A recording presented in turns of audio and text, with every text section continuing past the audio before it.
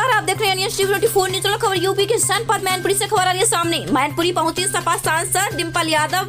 आपको बता दें कि भाजपा पर साधा निशाना। सपा सांसद डिम्पल यादव अपने संसदीय क्षेत्र में कारगिल शहीद ओमपाल सिंह के मूर्ति अनावरण व समाजवादी पार्टी के मूल कार्यकर्ता सियाराम सिंह यादव के मूर्ति अनावरण कार्यक्रम में बतौर मुख्य अतिथि की भूमिका में शिरकत करने पहुंची।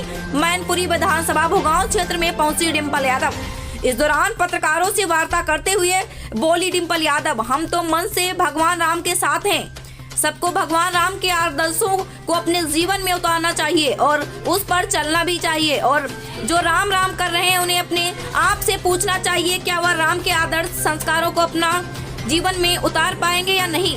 अयोध्या जाने के सवाल पर कहा कि उत्तर प्रदेश के मुख्यमंत्री जो हैं उन्हें जानना चाहिए कि जब भगवान बुलाते हैं तभी मंदिर भी जाया जाता है। हमारे हिंदू धर्म में यही बात कही गई है। कांग्रेस नेता आचार्य प्रमोद कृष्णन ने इंडिया गठबंधन पर किए गए सवाल पर कहा कि अगर बसपा गठबंधन में शामिल नहीं होगी तो गठबंधन की परिकल्पना पूर्ण नहीं होगी। इस पर बोली कि मैं समझती हूँ इंडिया गठबंधन में समाजवादी पार्टी हमेशा से रही है और हमें देखना है कि भारतीय जनता पार्टी से कौन मजबूती से लड़ सकता है।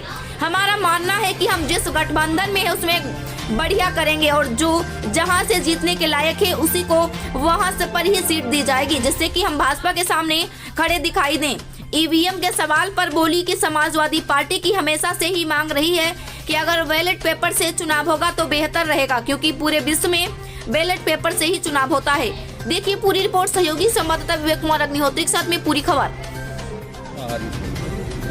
जो आने वाली जो लड़ाई और संविधान को बचाने की लड़ाई है, जहाँ हमारे युवाओं के पास नौकरियाँ नहीं है, जहाँ महिला सुरक्षित नहीं है, उत्तर प्रदेश के आंकड़े उठाएंगे तो आपको एनसीआर के लगातार महिलाओं का शोषण बढ़ रहा है। कि हमने बीएचयू वाली घटना देखी है, बनारस वाली घटना देखी है, किस तरह जो रेपिस्ट थे वो भाजपा के निकले। इन सब मुद्दों से सवाल करने के लिए उत्तर प्रदेश का मामला। सांसद जी, दिल्ली के मुख्यमंत्री अरविंद केजरीवाल पे जिस तरह से ईडी का हमला हो रहा है, ईडी लगातार उनको नोटिस दे रही है हाजिर होने के लिए, इसको किस तरह से देखते हैं, किस तरह की राजनीति? जैसे इलेक्शन पास आ रहे हैं वैसे वैसे सरकार को लग रहा है भाजपा को कि उनकी सरकार पूर्ण बहुमत की नहीं बढ़ रही है, तो इसी सबको देखते हुए इस तरह के कठोर कदम वो उठा रही है। अभी राम मंदिर की अगर जो बात करें तो लगातार कार्यक्रम की घोषणा कर रही है बीजेपी, तो क्या इसमें समाजवादी पार्टी की प्रतिभाग रहेगा कि भागीदारी रहेगी वहाँ पहुँचने की? तो मन से भगवान राम जी के साथ है। मैंने पहले भी बोला था कि हम सबको भगवान के राम के आदर्शों को अपने जीवन में उतारना है और उनके मार्ग पे चलना है। जो राम जो कर रहे हैं उनको अपने आप से पूछना चाहिए कि क्या वो भगवान राम के जो आदर्श हैं, जो उनके संस्कार हैं, क्या वो उनको अपने जीवन में उतार पाए हैं कि नहीं उतार पाए हैं। यूपी के मुख्यमंत्री योगी आदित्यनाथ ने उन्होंने कहा है कि जो पहले राम विरोधी थे अब वो राम मंदिर में आने के लिए न्योते का इंतजार कर रहे हैं। ऐसा कुछ के नेता कोई उत्तर प्रदेश के मुख्यमंत्री कोई भी रहते जो भगवान बुलाते हैं तब दरबार में जाया जाता है, ये सबको बात पता है। हमारे हिंदू धर्म में यही बात कही गई है, जब बुलावा लगता है तभी आप दर्शन करने के पहुँचते हैं। जब हमारा बुलावा लगेगा तो वहाँ पहुँच जाएंगे। कांग्रेस के वरिष्ठ नेता आचार्य प्रमोद कृष्णन ने बात कही है इंडिया गठबंधन को लेके।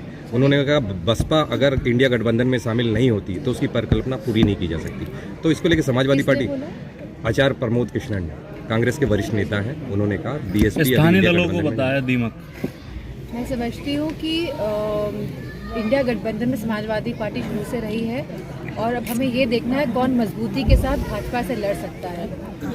और मेरा मानना है कि हम जिस गठबंधन में है हम उस गठबंधन में बढ़िया करेंगे और जो सीट जहाँ से जो जीतने लायक होगा उन्हीं को सीट दी जाएगी, जिससे कि मजबूती के साथ भाजपा के सामने खड़े दिखाई दे। मैडम, जैसे कयास लगाया जा रहा है कि 30 सीटें मांग रही है यूपी के अंदर, ये आपका आकलन है, मैं नहीं समझती हूँ ऐसी कोई बात। जैसे कयास लगाया जा रहा है कि कांग्रेस को हटाने की काम कर रही है सपा या बीजेपी को, भाजपा को। हमारा जो पार्टी है जिसके साथ हमें लड़ना है वो भाजपा है और बहुत मजबूती के साथ लड़ना है। और मैं समझती हूँ इंडिया ब्लॉक भी ये बात समझती है कि भाजपा को जो हराएगा कैंडिडेट उसी का साथ दिया जाएगा, उसी का समर्थन किया जाएगा। जिस तरह से अभी राजस्थान में जो चुनाव हुए थे उसमें जो ना लगातार 3 प्रदेशों में भाजपा काबिज रही है, तो क्या लगता है इसमें क्या ईवीएम की कमी है या क्या समर्थन मिला है? कंट्रीज़ हैं, चाहे वह अमेरिका हो, चाहे वह जर्मनी हो, चाहे वह कोई भी देश हो जी। पूरे विश्व में, सब जगह आज बैलेट पेपर से चुनाव हो रहे हैं। ईवीएम्स आई थी, लेकिन ईवीएम्स का जो यूज़ है इसको बंद करके लोग वापस बैलेट पेपर में आए हैं। तो अगर हम वापस बैलेट पेपर में आते हैं तो ये बहुत ही प्रगतिशील कदम होगा, मैं समझती हूँ। तो इसके मतलब जो है ईवीएम से चुनाव नहीं किया जाए तो जनता जो है बाकी में जिसको चुनाव करेगी, यानी जिसका चुनाव करेगी वो सब समाजवादी होगा। पार्टी की लगातार मांग रही है कि अगर बैलेट पेपर से चुनाव होगा तो वो बेहतर होगा, क्योंकि सब पूरे विश्व में आज बैलेट पेपर से ही चुनाव होते हैं।